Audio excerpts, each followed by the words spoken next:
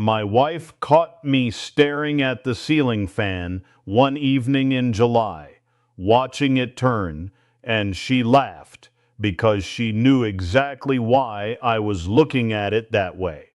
There were no flies on it. Not one.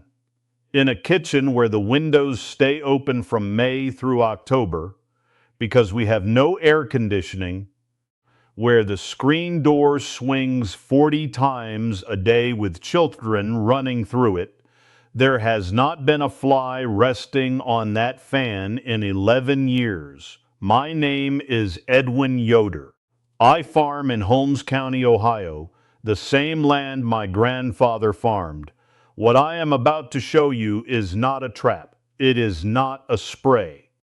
It is something my wife learned from her mother, who learned it from a German tradition that predates the United States itself, and the reason you have likely never heard of it is that it cannot be sold to you in a bottle. It started the summer my oldest daughter was born. My wife was exhausted. The baby would not settle with flies landing near her face every time she nursed by the window, and store-bought sprays were never something we used around an infant. Her mother came to stay with us for 2 weeks that August, and on the second day she walked out to the garden, cut a small bundle of something growing wild along our fence row, tied it with twine, and hung it from a nail above the kitchen door. By the third day, the flies that had been circling the kitchen all summer were gone. I did not understand it then. I do now, and once you understand it, you will see this plant growing somewhere near your own home and never look at it the same way again. The plant is tansy. It grows wild across most of North America, brought over by German and Scandinavian settlers 2 centuries ago, and today it grows along roadsides, in ditches, at the edges of fields, in places most people drive past without a second glance. Bright yellow, button-shaped flowers, feathery green leaves, a smell that hits you the moment you crush a leaf between your fingers, sharp, almost medicinal. Nothing like a flower at all. That smell is the entire mechanism.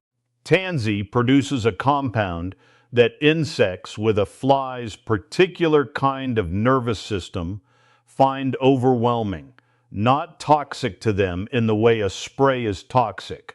Repellent in the way certain smells are simply unbearable to certain creatures and not to others. Bees tolerate it fine and still work its flowers. Cats avoid it. Dogs ignore it entirely. But a housefly, given the choice between a kitchen with tansy hanging in it and one without, will choose the other kitchen every time. My mother-in-law did not discover this. Her grandmother did not discover this either. German households were hanging bundles of tansy in kitchens, root cellars, and meat houses 300 years before anyone in this country had heard the word pesticide. It traveled here in the memory of people who had no other option, and it kept working long after other options existed because nobody ever found a reason it should stop. Here is exactly how we do it, because the way you hang it matters more than people realize. You cut the stems in late morning, after the dew has dried but before the heat of the afternoon, when the oils in the leaves are at their strongest.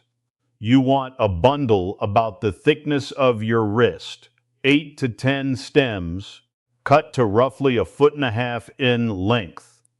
You strip the bottom few inches of leaves so you have a clean section to tie.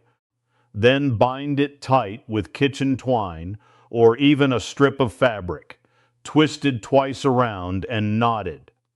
Where you hang it changes everything, not near where food sits, because the smell is strong enough up close that it will work its way into anything left uncovered on a nearby counter.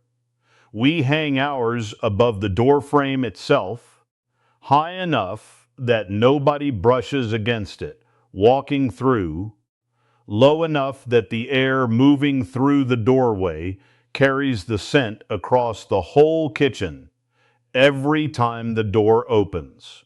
One bundle, hung correctly, holds its strength for roughly 6 to 8 weeks before the oils fade enough that you need a fresh one.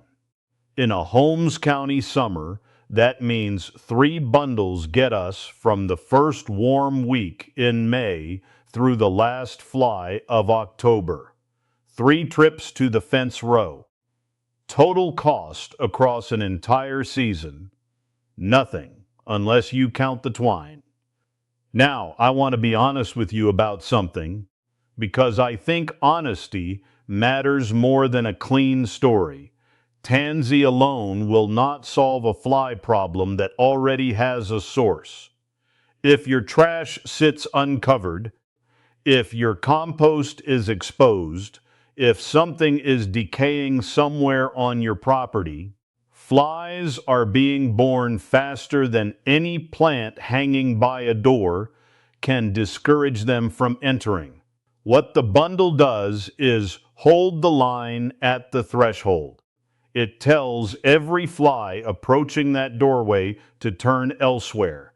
It does not undo what is happening inside your walls or behind your shed. So before you cut your first bundle, walk your property the way my father walked his fence line every week of his life. Check what is sitting in your trash bin past 2 days. Check whether your compost has a lid on it. Check the drain in your kitchen sink, because a film of rotting organic matter builds up inside that pipe, and most people never think to look there. Clear what is breeding them, then hang what keeps the rest away. Done in that order, it works completely. Done out of order, you are hanging a plant above a door while the real problem sits 20 feet behind your house. I want to tell you one more thing about tansy before I let you go, because it matters for how you use it. This plant is not something you eat. Amish households have hung it in kitchens for generations precisely because it works through scent alone, hanging well above where hands and mouths reach, never steeped, never cooked into anything. If you have small children or curious dogs, hang it high, the way we do. And that is the only precaution this method asks of you. No mask, no gloves, no warning label. Just a plant tied with string, doing exactly what it has done since before anyone in my family crossed the ocean. If you have a fence row, a ditch, an overgrown corner of your yard, you very likely already have this growing somewhere on your property and have walked past it 100 times without knowing what it was for.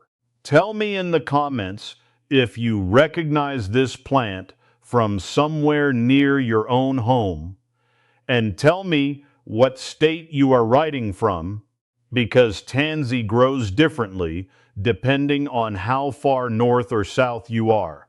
Next week, I am going to show you what we use in the root cellar itself. A single dried herb my grandmother hung from the rafters every September. The one she trusted to keep mice away from a winter's worth of stored grain without a single trap or a single piece of poison.